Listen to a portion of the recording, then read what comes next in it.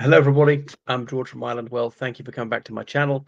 And this is saying Quiescat in Parche Robert Redford, the American actor who was summoned to the great big studio in the sky just today at the age of 89. So, Charles Robert Redford Jr., and obviously his stage name was Robert Redford. I didn't even know till today that his Christian name was, in fact, Charles.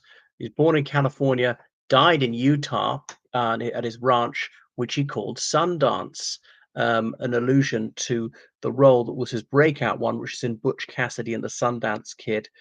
Came out in the late 1980s. I've seen it years ago, perhaps twice. It's a fictive tale about two American, whatever, armed robbers, what do you call them, from the Wild West. And as the Wild West is closing in, right at the start of the 20th century, they go to Bolivia, okay, a South American country.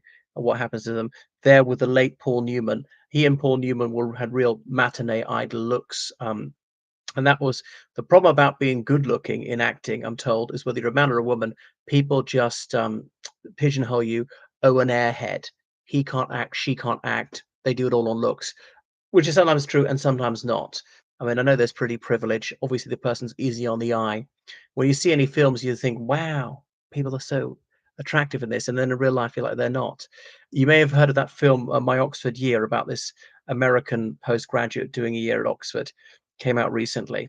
And one of the many false things about it is everybody is delectable, which in the reality at Oxford University, obviously they're not. And there's a spectrum of looks. And the other stereotype about ivory towers is they're all hideous and have got bottle end glasses and bad teeth and terrible acne and greasy hair and whatever, and complete indifference to their physical appearance. And there is that sort of Aspergic stereotypical person. Such people exist, but they're not many.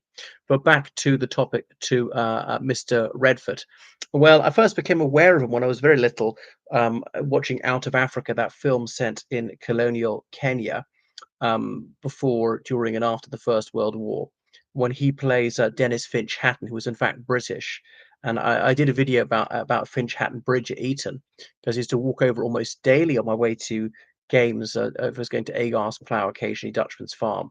I think it's more the Agar side, over a little stream there, a tributary of Old Father Thames. Famous in these fields and by his many friends greatly beloved.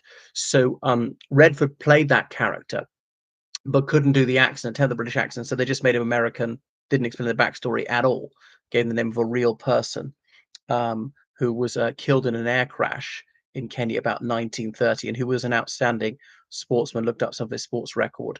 So, anyway, he was an actor with range, could do all sorts of, could do all emotions, and profundity. But, I had sort of, there was this nervous look. I can't quite do it like I can't think what other ones he would do, like do love scenes, fight scenes. He wasn't like Weedy, but he wasn't macho either, so he wasn't trying to do the action hero roles. But not that cerebral an actor. I don't think he portrayed Shakespeare or something like that. So and seemed to have a good reputation in Hollywood. When all this Me Too stuff came out, I know he was an old man by then, but people might have said, well, he did something 50 years ago, but no such tales came out about Redford. So he was born in California in 1936. And to dad who'd been from Texas, so he's of Irish, English, whatever, Ulster, if that's different from Irish descent. And some of his ancestors had lived in America since before the Revolution and so forth. So yeah, and they'd moved to Colorado later on. He came from a sort of middle class family, and then he decided to pursue acting. Right, but he didn't get very far with his studies. Alcohol got him booted out. Remember, the drinking age was then 21, laxly enforced, but it was actually quite bad. He traveled extensively in Western Europe, and then he was still trying to study art, studying at the American Academy of Drama in Manhattan in the late 1950s. Somehow avoided the draft. Only a minority of people were drafted in the US military at the time, being the height of the Cold War. But the precarity of existence must have been considerable. It's very hand to mouth for jobbing actors. So going to castings all the time, small. It was a stage actor, small things on Broadway. Um, and then the Untouchables, which was later made into a very popular film in the 1950s. I just think, is there anything else? The Twilight Zone. I remember Robert Williams referring to that in A Good Morning Vietnam. Okay, all right, and then finally getting onto a film, The Tall Tall Story in 1960. But yeah, he really began to hit it big with Barefoot in the Park, which had been on television first of all. Um, and so he was blonde, and yes, he was kind of somewhat blonde even into his old age. But he was sort of well proportioned, tall but not too tall. Could have been a model actually. I don't know if you ever tried that. And it was 1969, Butch Cassidy and the Sundance Kid. As I say, that's the thing that made him became a household name. The other point, it was a western, but set in South America. The thing is, the western as a genre had had its day, and this is sort of a last hurrah for it because from 1969 till say the 90s, I can't think of any westerns that were made. And I wonder what's into the with the Cold War. This is how the West was won, making Americans more patriotic, and we can defeat the bad guys again. But the one thing is, it's valorizing violent crime, and they come across as genial. And the very fact that you cast very handsome men in it makes them seem like morally good. You see how people have got these prejudices in favor of those who are physically attractive, and so on. Okay, so I'm just trying to think. He was on all sorts of other things. I remember watching, what was that one? That 1973 one, about some sort of scam. I forget what it's called.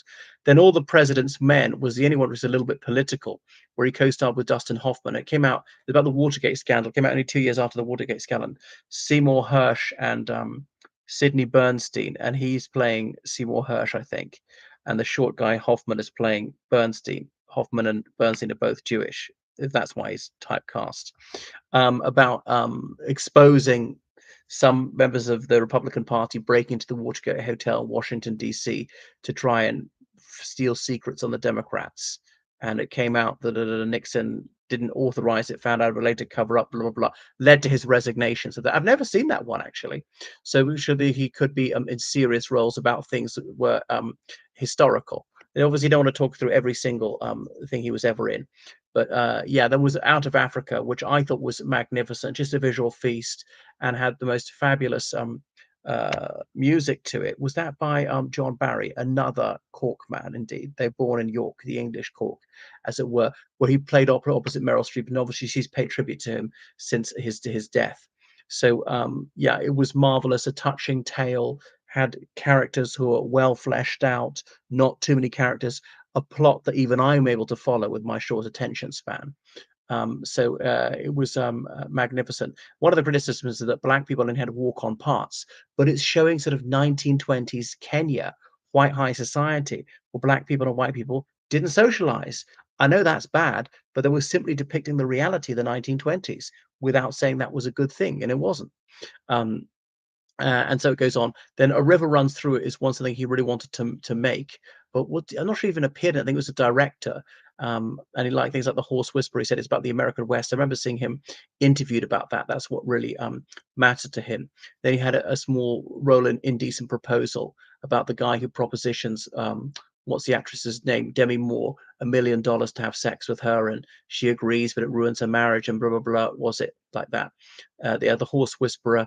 I remember someone said when I was at school over the lunch table, "Oh, I thought it was about a horse guy who whispers." Said, "Well, that would actually have made a better film than this one." So he was very much into riding into the wilderness, the great open spaces. So that was him. He was happily married for many, many years, and he had 4 children, unfortunately, two of it which predeceased him. Not very into politics.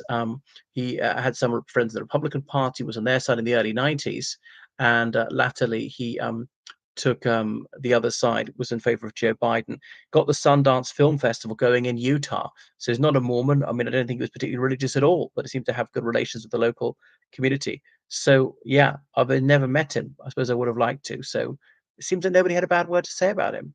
Um, Genuinely talented. I think not marvelous, but don't think he had any weak performances. Well, thanks for watching my channel. Please comment, make sure you subscribe, and donate PayPal, subscribe on Patreon. Goodbye.